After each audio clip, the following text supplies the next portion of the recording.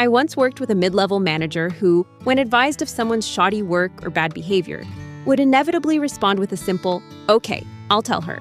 And that was exactly what he would do. Take the person aside, metaphorically hold his nose, and say something like, "You don't write very well. You need to do a better job." Then he would walk away, satisfied he'd done the really hard work that earned him the big bucks. Unfortunately, I also observed there was rarely any change or improvement in performance, and he had a hard time keeping good people in his group. The ability to give negative feedback is frequently cited as a defining characteristic of a strong leader.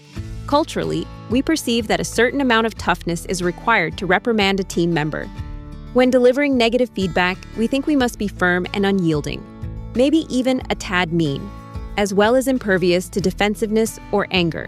But before you go into full-on Godzilla mode, let's turn that perception inside out and try something that actually works. Here are 5 suggestions that can help you solve the problem at hand by motivating change. You want to allow the subject of your criticism to grow into the kind of team member you wish to have around. First, be clear. The goal of delivering the difficult message to that young associate who's always roaming the halls instead of working is not to make him feel bad. Rather, the goal is to solve a business problem. In this case, let's say your business problem is missed deadlines because this chatty fellow isn't focused. Get this clear in your own mind before your conversation begins. Otherwise, you'll find yourself having a conversation about whether or not he's a goof-off, instead of working together to solve the problem of deadlines. The difference really matters. Second, speak in the passive voice, not the active. Instead of "you are a poor writer," go with "that report was poorly written." It's subtle, but you can see how the passive voice shifts the focus to the report instead of the person. It sets the stage for discussing the report instead of focusing on what is wrong with the person. Then, rather than go on and on about how poorly written the report is, explain how its poor quality affected you and others. Because the client didn't understand the report, we had to spend the meeting explaining rather than moving on to the urgent matter we should have dealt with.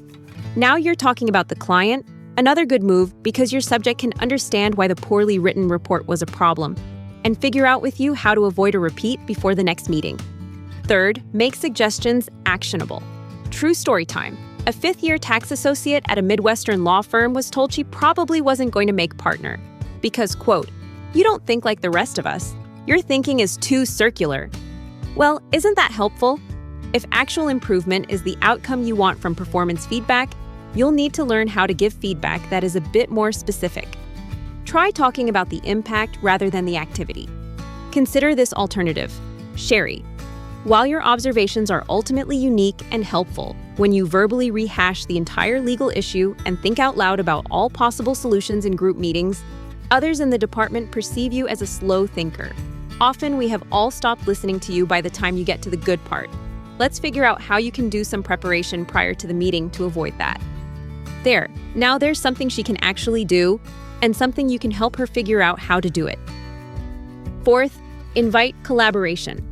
As with Sherry, if you are interested in the young attorney growing in a way that justifies the investment you've already made in her, you must be willing to team with her to identify the best action to solve the performance issue.